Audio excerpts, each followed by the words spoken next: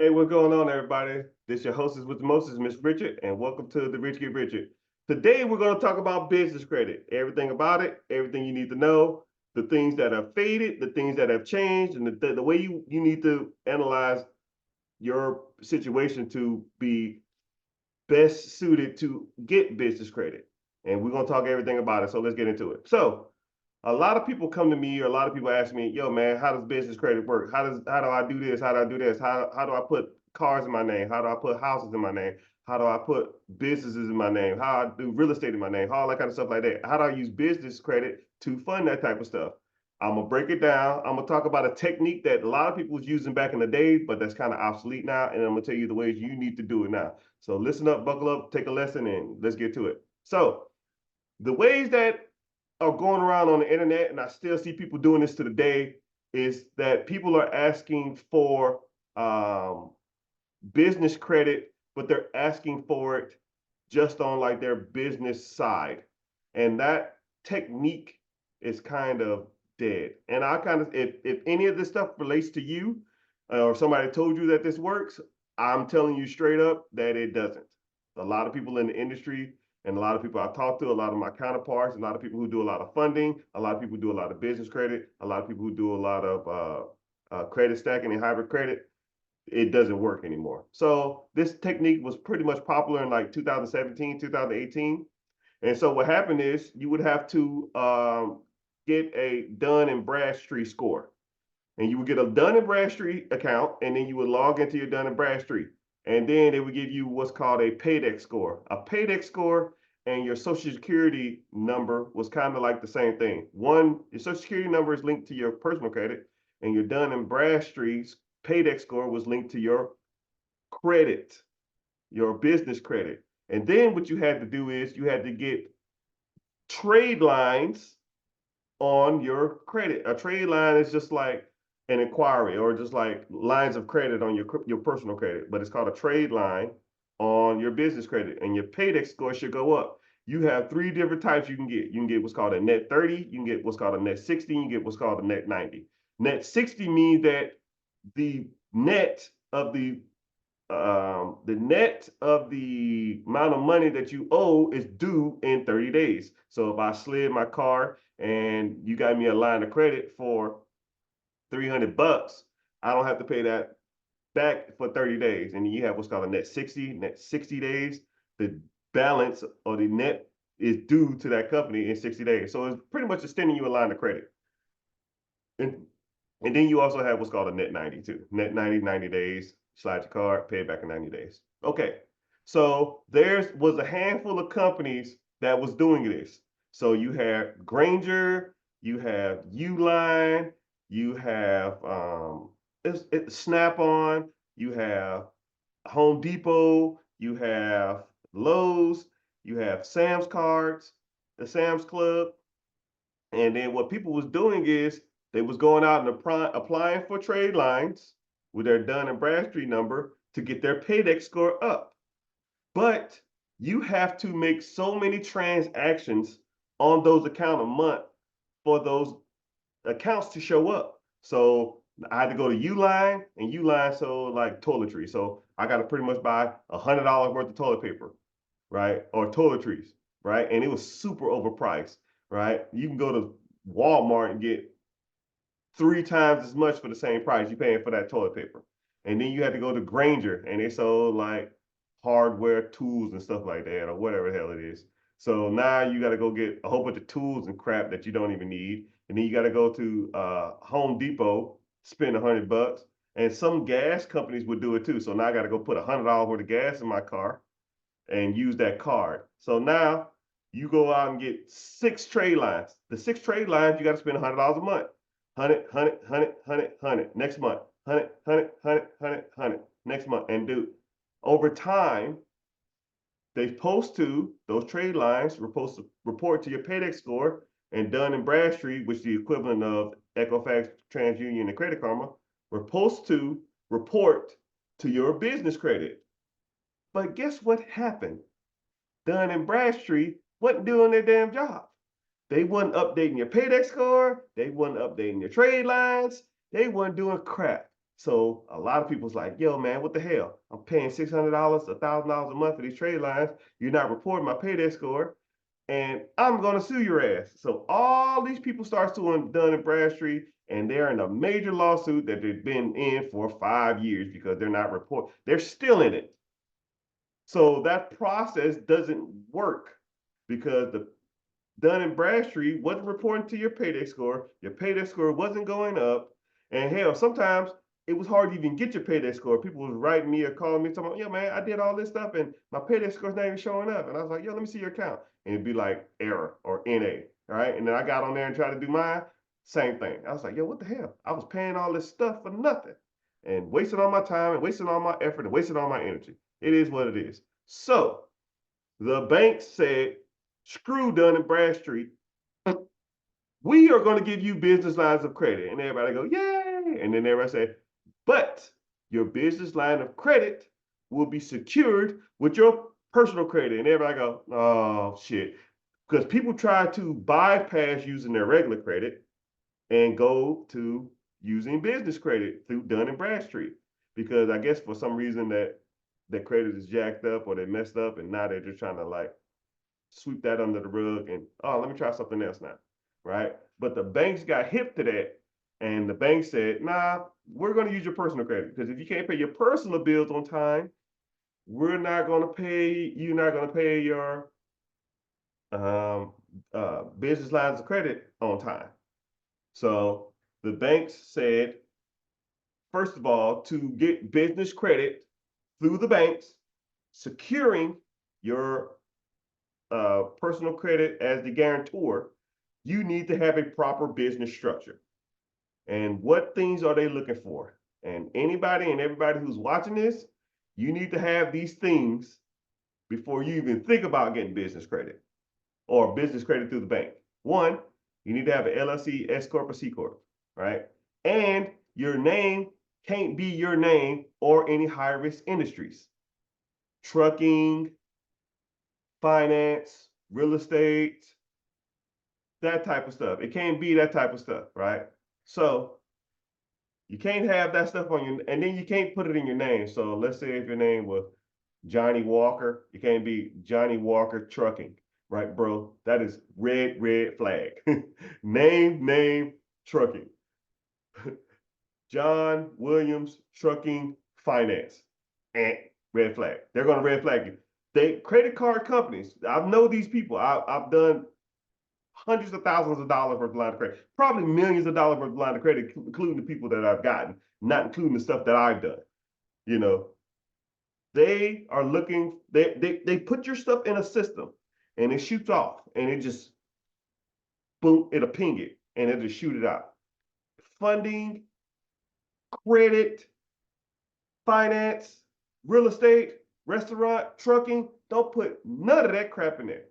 Keep your name simple and keep it moving, right? If you want to, if you have to use your name, just use your initials.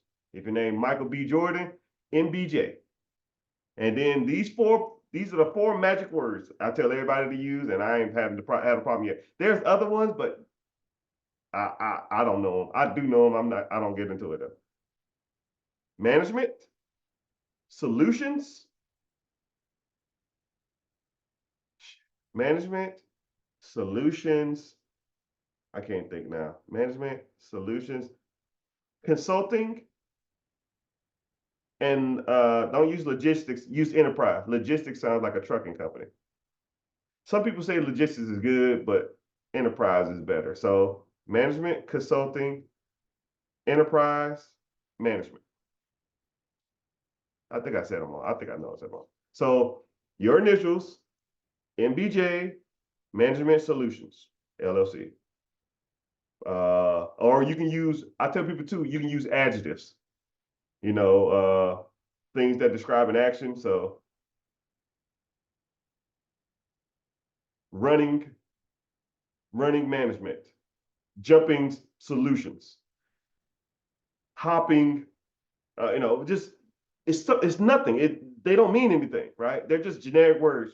Streamline, red tape,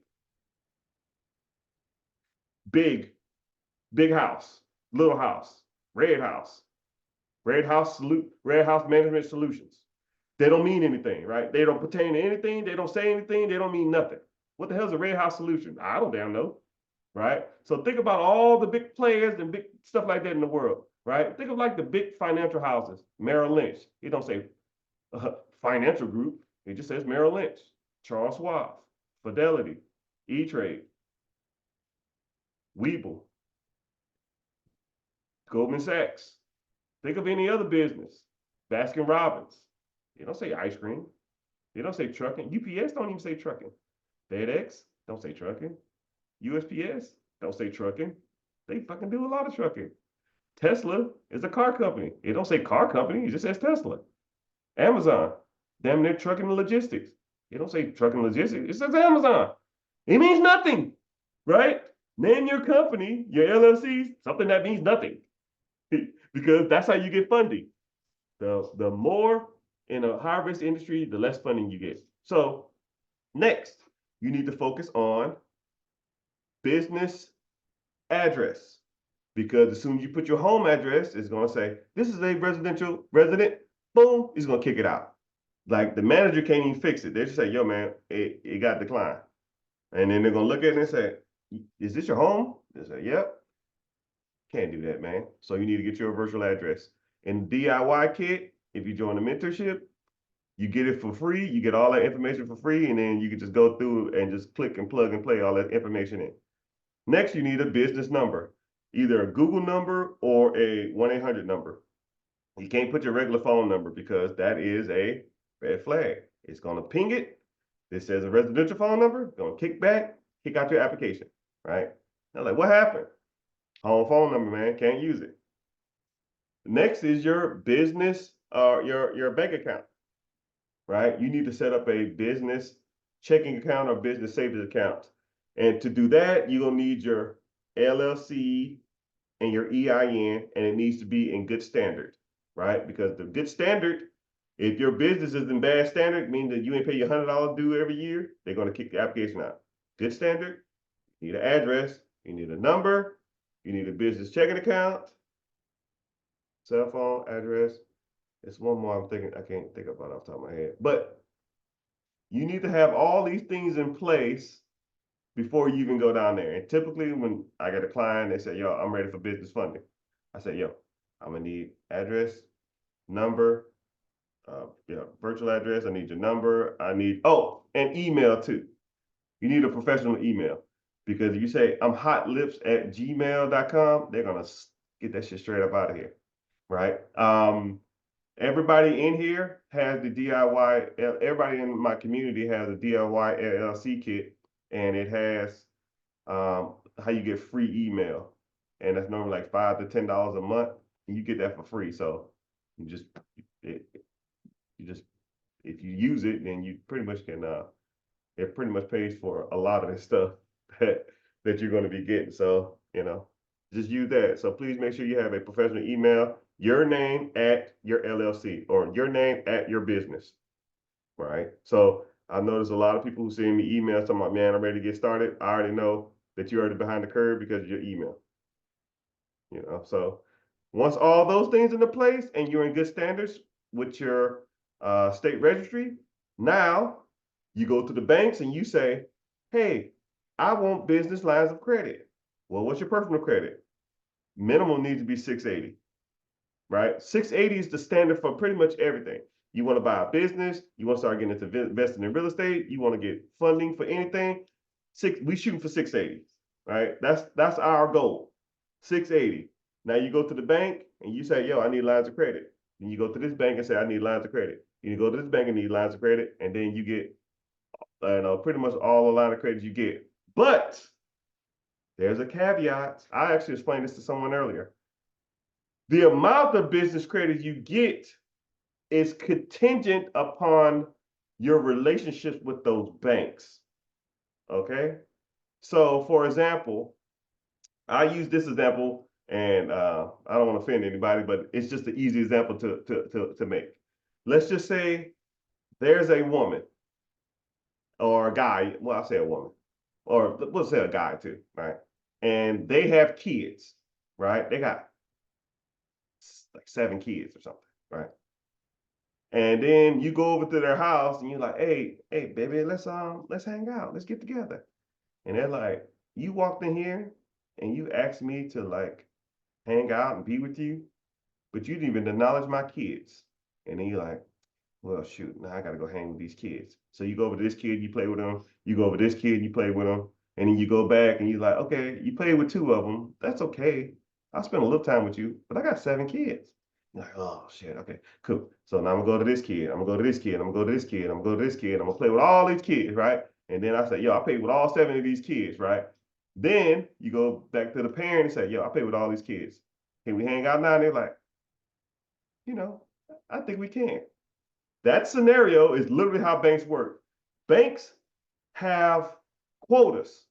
Every time they sign up somebody for an account, they get incentives. So if you have no business with that bank, they're not going to loan you as much money. But now, let's say if you have a business checking account, 1 kid, business savings account, another kid, a business secure line of credit, you secured it with $200, $300.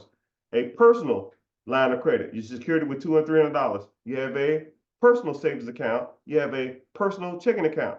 You play with all 6 of those kids, and whenever they're meeting their quotas, they got to sign up like 100 accounts a month.